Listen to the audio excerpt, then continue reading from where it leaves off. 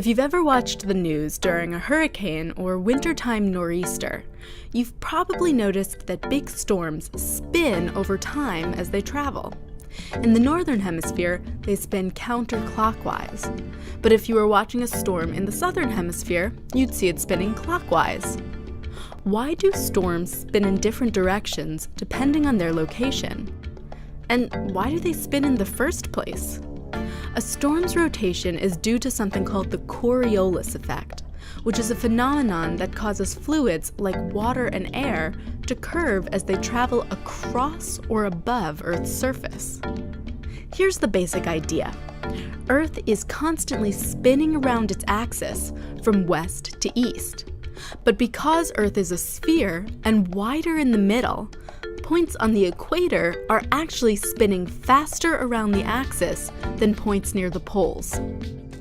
So imagine you were standing in Texas and had a magic paper airplane that could travel hundreds of miles.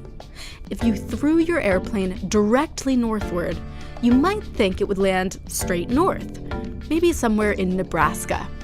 But Texas is actually spinning around Earth's axis faster than Nebraska is, because it's closer to the equator.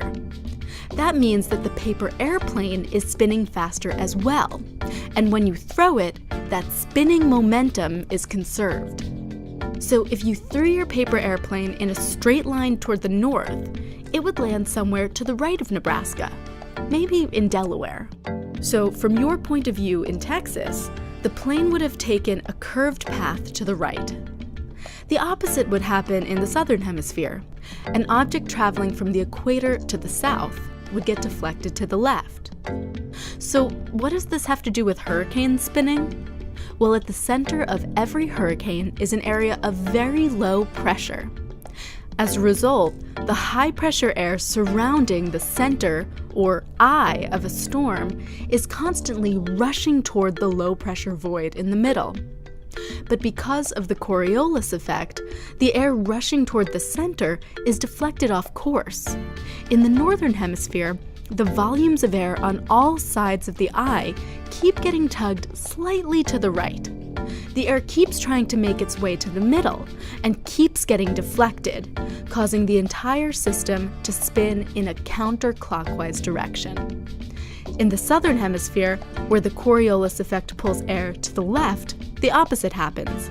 Storms spin around the eye in a clockwise manner.